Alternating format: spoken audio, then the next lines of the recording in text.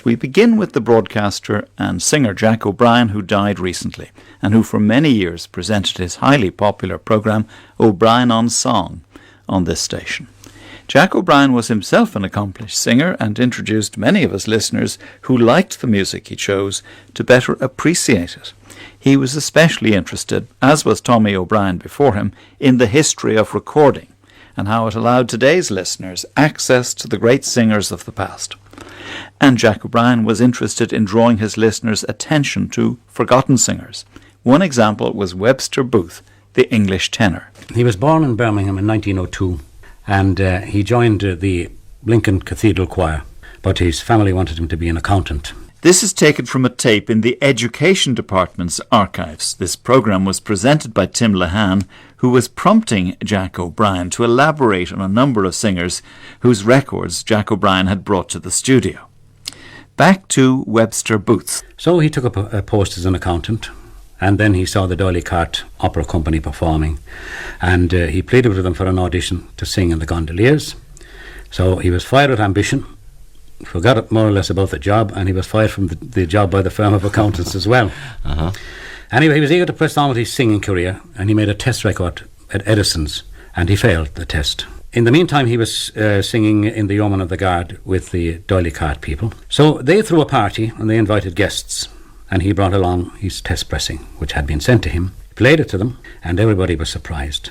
But there was a special guest there that evening, and it was the great Australian baritone, Peter Dawson. Peter Dawson was one of the great recording stars of the period, and he was impressed with Booth's voice and with his demo recording. And he said, "Look, young man, I'd like to see you in 2 or 3 days' time.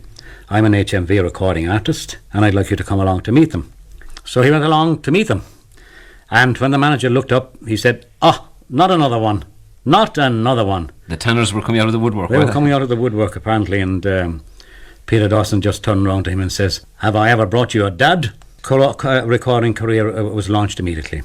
And I'd like to play now one of the recordings that was made during the war by Webster Booth singing "Your Tiny Hand is Frozen." In English? In English. Very, very difficult. I would find great difficulty now singing that in English, you know.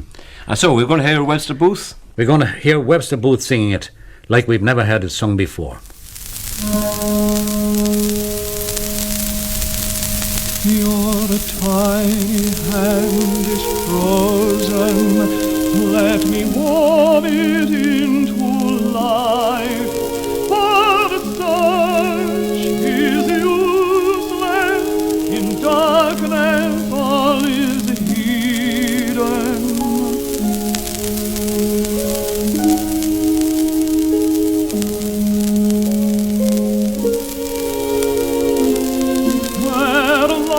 The light of the moon shall aid us. Yes, in the moonlight our search let us resume deep. One moment, pretty maiden, while I tell you in a trice just who I am.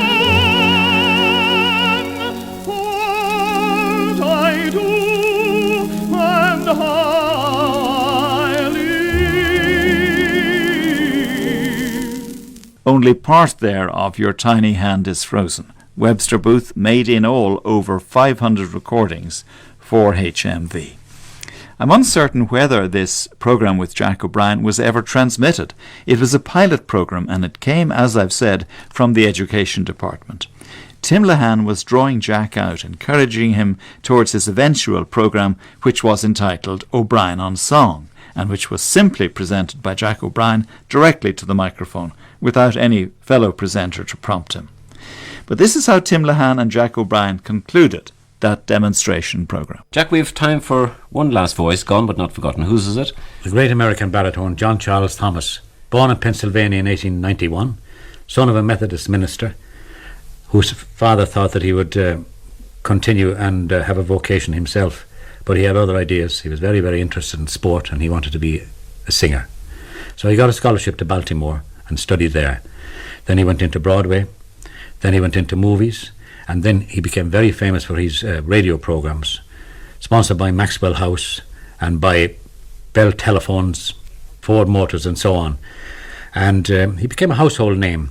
He's a very jovial personality, sang his songs right the way across the board on the radio programmes, became one of the great firm favourites. He was known as the great American baritone, the great American singer. And what song of his are you going to play me?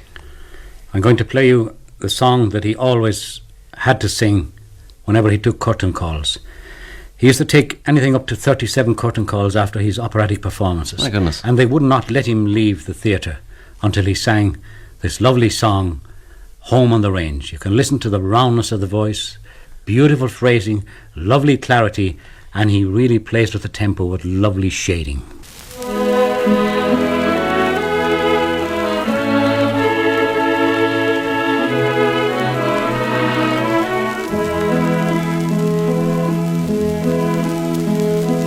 Give me a home where the buffalo roam, where the deer and the antelope play, where seldom is heard a discouraging word, and the skies are not cloudy all day. Home, home on the range, where the deer and the antelope play, where seldom is heard a discouraging word, and the skies are not cloudy all day. Whatever its original intention, that recording with Tim Lehane achieved its purpose, because Jack O'Brien's programme became a well-established favourite on Radio 1 and indeed prompted an award to Jack O'Brien for his services to classical music. Unknown to Jack, this was to be presented to him as a surprise at an event which was held in the old House of Lords Chamber in the Bank of Ireland in College Green in Dublin. And Dimphna Maroney was there to record the surprise award for Morning Ireland.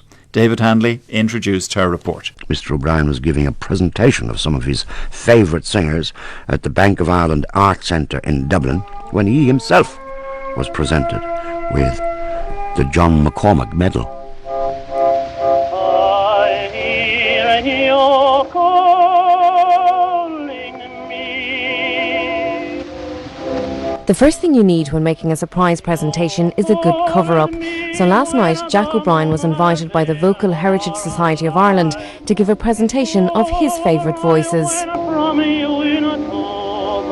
I have lots of lovely stuff for you. But it was really Jack who didn't know what he was letting himself in for, and as he continued his presentation, outside, Frank Echo, the president and founder of the Vocal Heritage Society, explained to me why they had decided to honour Jack. Well, my feeling was that Jack O'Brien is given a tremendous amount of entertainment. His Sunday night programme, I suppose, thousands of families listening to it. And so Jack has an entree into the drawing rooms. Back in the hall and the recital over, it was time for the surprise to unfold.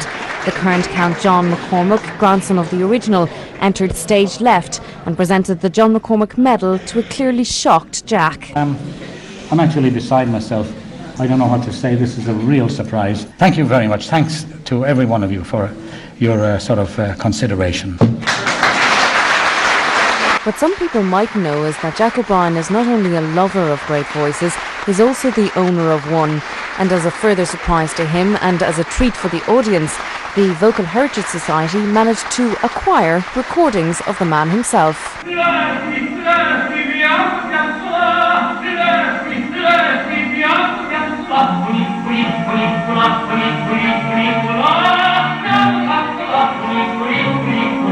After Jack had had a chance to recover from his shock, he explained to me how a man from Clare, the home of traditional music, came to find classical music. Well, it's a strange sort of a situation because I'm a distant relation of a lot of the old Céilí band members, the Kilfenora Céilí band members, So there's some sort of music flowing in the blood, in the genes. And if any neighbours came in, say, of a Sunday evening, there'd be always a few songs sung. Well, it was those songs that led Jack to have his own voice trained, which in turn led to performances in opera in Italy, Germany and England, and in the past decade to his presentation of O'Brien on Song. As Count John McCormack explained, last night's award was in recognition of his continuing devotion to classical music. I think for many of us, there wouldn't be so many people listening to John McCormack now if it hadn't been for Jack O'Brien. And as the celebrations began, those who attended last night's event were also in one voice when it came to explaining what makes Jack O'Brien so special. God bless him and thank him for the wonderful programme he does on Sunday nights to lift up our hearts and souls. He plays music for everyone, and it's what we were brought up with. Sometimes he brings tears to my eyes when I'm listening to him. And that report was by Dimpna Maroney on Morning Ireland. And Jack O'Brien died in June of this year.